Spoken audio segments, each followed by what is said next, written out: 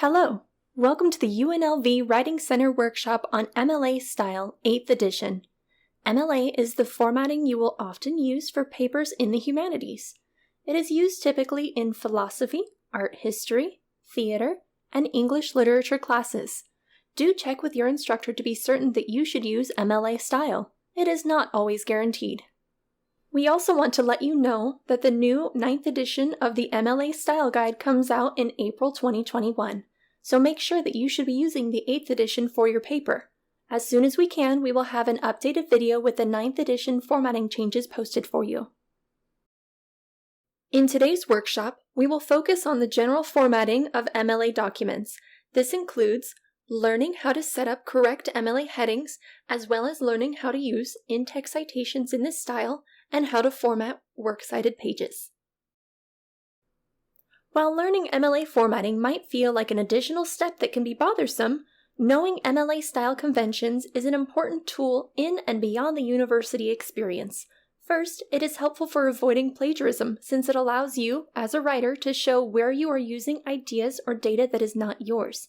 In doing so, we add credibility to our arguments and demonstrate that our ideas are coming from a place of research. It is also important to address the infamous "how does this relate to real-life" question. Documenting and attributing sources is a huge part of many career fields from the sciences to the humanities.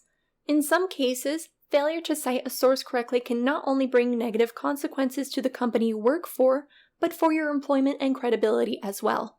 We want to make sure that you are familiar and comfortable with using MLA and other style guides for when you need to use them in college and beyond. Lastly, many introductory courses such as English 101 and 102 place a heavy emphasis on correct MLA formatting for the reasons previously mentioned. It is not worth losing points or possibly being accused of plagiarism for inconsistent citations or lack of proper citations. MLA doesn't always disappear after your first 2 semesters, so why not get rid of formatting concerns now? That does beg the question that often gets asked. Why are there multiple style guides and ways to format citations? You might have heard of APA, Chicago, IEEE, CSE, or others. The reason for multiple styles is that each discipline values information differently. In papers written in the sciences, in-text citations will include a date a source was published because scientists want to make certain that the evidence used in their research is the most up-to-date. Meanwhile, in engineering disciplines, readers and writers value concision, so an in-text citation might just be a number. That allows the writer to use less space on the page to cite their sources and the reader to read the paper more quickly. What is nice about the different citation styles is that typically it is the same general pieces of information that you as a writer need to locate from your sources. It's just the way that information is displayed in your paper that changes. So if you learn MLA, it will make using and learning another citation style easier because some of that knowledge directly transfers. But before we jump into MLA's general guidelines, let's review key definitions that will be used during this presentation. Our first term is attribution. Attribution is the act of identifying the source of information or content that is not our own. It is similar to how we associate objects with their owners, such as the sentence, "This is Joe's book," or "Joe told me a great story." Next, the term citation refers to an entry that indicates the use of a quote or reference to a piece of work that is not our own. In the context of essays, MLA citations can look like words in parentheses, also known as in-text citations, or an entry in a paper's works cited page. Works cited pages are separate pages that list all the sources used in a paper.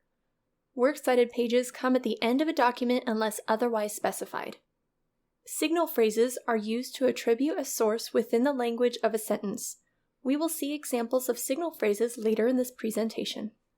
Lastly, MLA is an acronym that stands for the Modern Language Association, which is the association that determines the rules for MLA formatting. They ensure consistent conventions and update the style guide as needed. Now that we've established these terms, let's start looking at the elements that make up MLA formatting. Unlike some of the other formatting styles, MLA does not require a cover page. Instead, it has to include a specific header in the left corner of the first page of the document. This header includes your name, the instructor's name, the course, and the date of the submission. On the right-hand side of every page, you should include a header with your last name and the page number. This right-hand header should be 1/2 inch from the top of the page, or in the automatic header section on a Word document. Your MLA document should use 1-inch margins on all sides and be double-spaced throughout. You should select a legible font and set it in 12-point font size. MLA recommends Times New Roman, but you do have the choice. Pictured on this slide is an annotated example of the first page of an MLA formatted paper.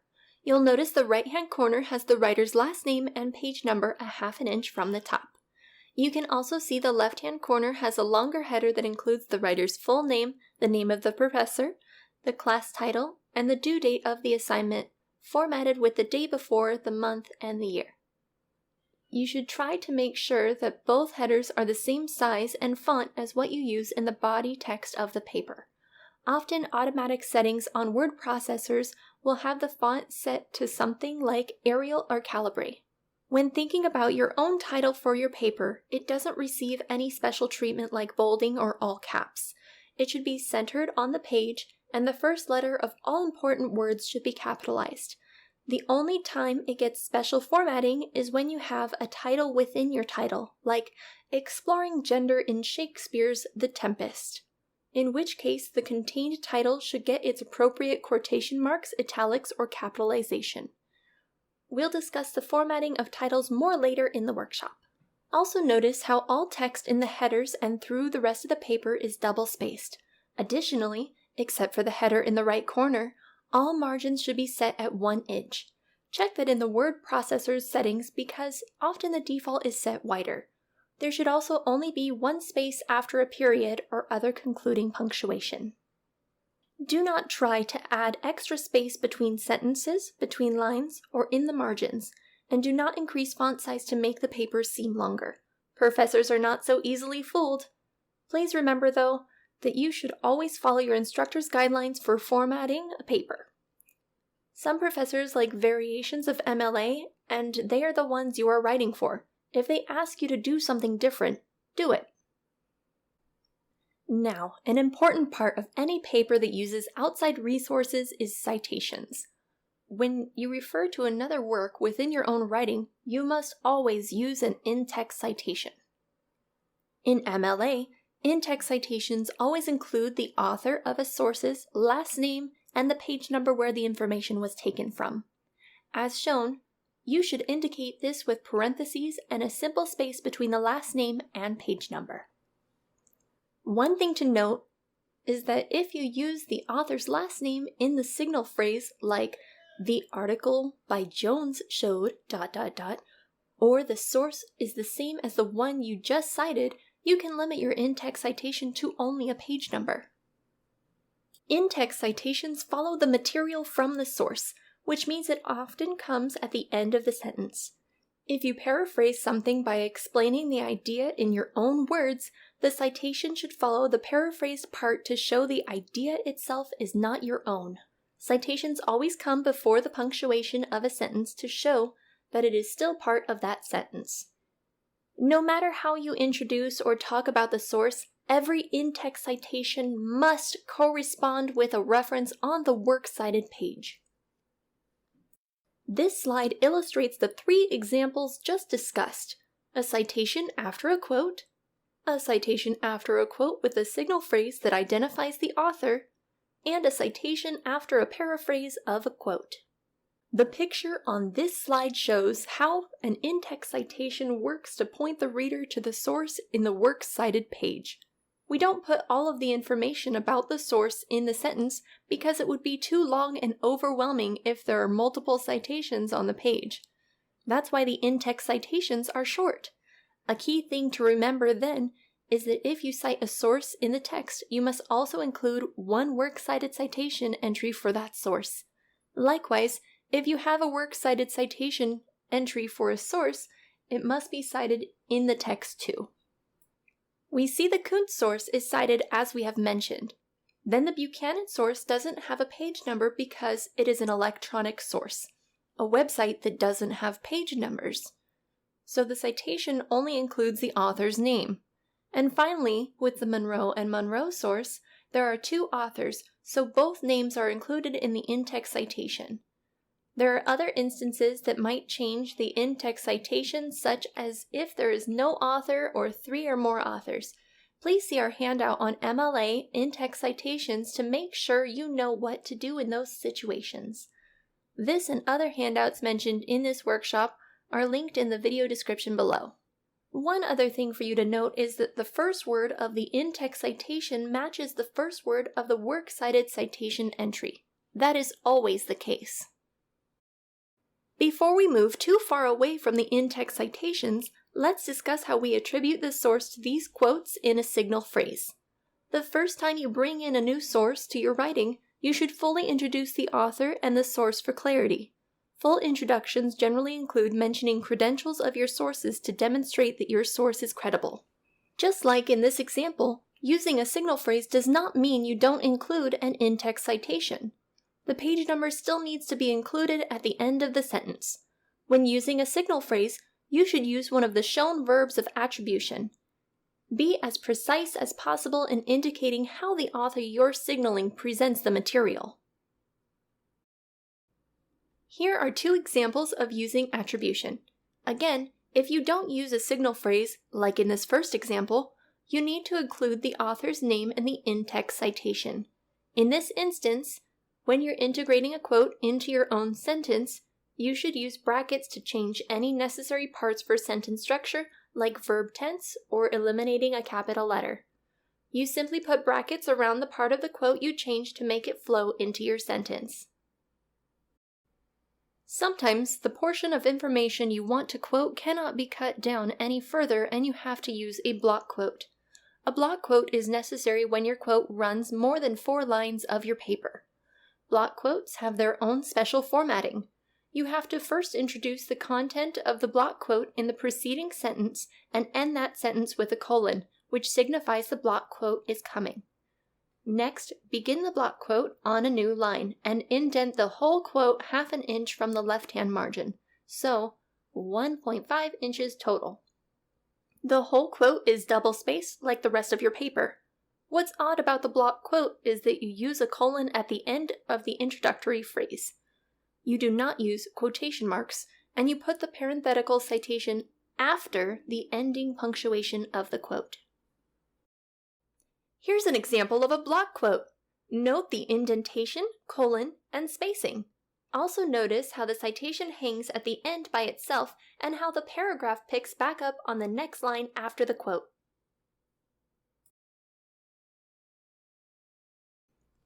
At the end of every MLA paper that includes cited sources should be a works cited page.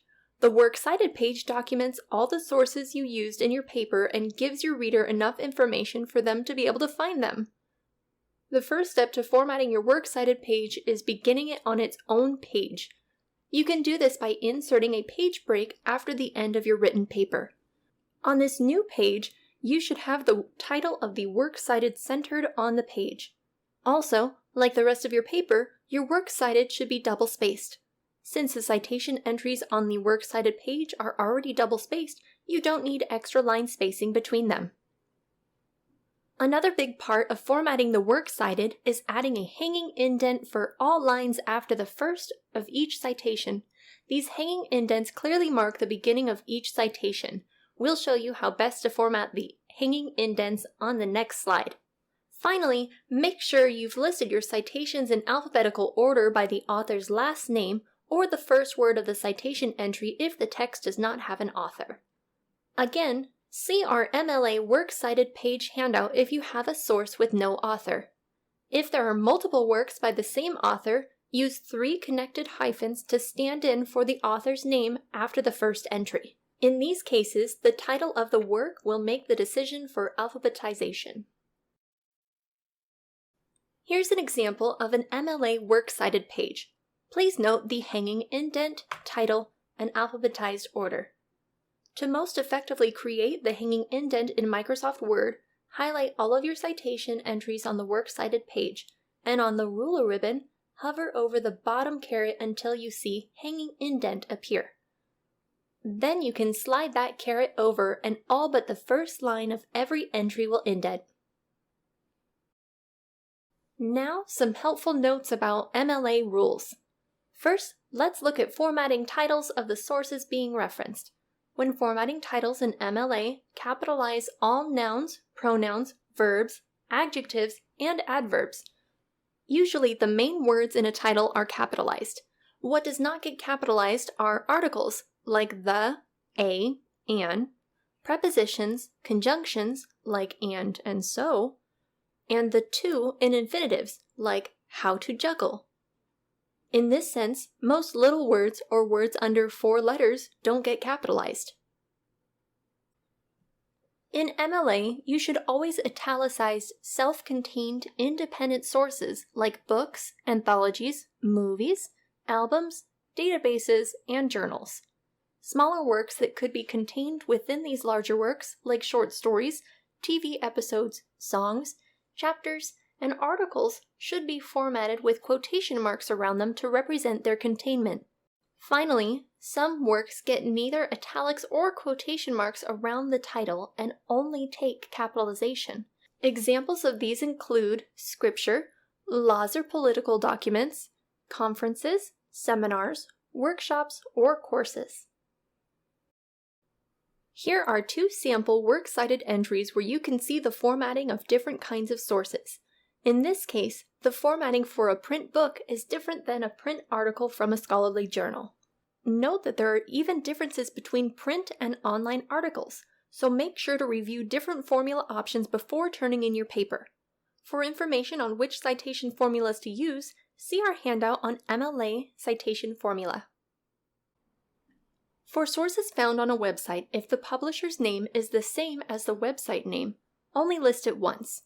Also, technically the access date at the end is an optional element. Check with your professors to see their preference when formatting online sources. If you need more assistance with MLA formatting, we have plenty of resources at the UNLV Writing Center. When our physical location is open, we have the latest MLA guides, a full computer lab with work cubicles, and printing access. We also offer one-on-one consultations with writers in person or online. When we are able to get back to campus, we accept drop-ins, though we highly recommend that you make an appointment, especially during exam weeks. We are normally open Sunday to Friday, but check our website for the most up-to-date hours. Our main office is located in the Central Desert Complex, Building 3. Most semesters, we also offer 2 satellite locations that are open in the evenings. Depending on the night, you can find us either in the Dayton Hall South Conference Room or the Lead Library's Armagosa Room. Hours and maps to both locations can be found on our website. As for our online resources, we have PDF versions of our handouts on topics, including MLA citations and how to set up MLA on Word and Google Docs, all of which are linked in the video description below. To explore more resources, visit our website at writingcenter.unlv.edu. Our website also gives you access to the most up-to-date information on our hours, as well as access to our online writing lab and information on how to schedule virtual consultations.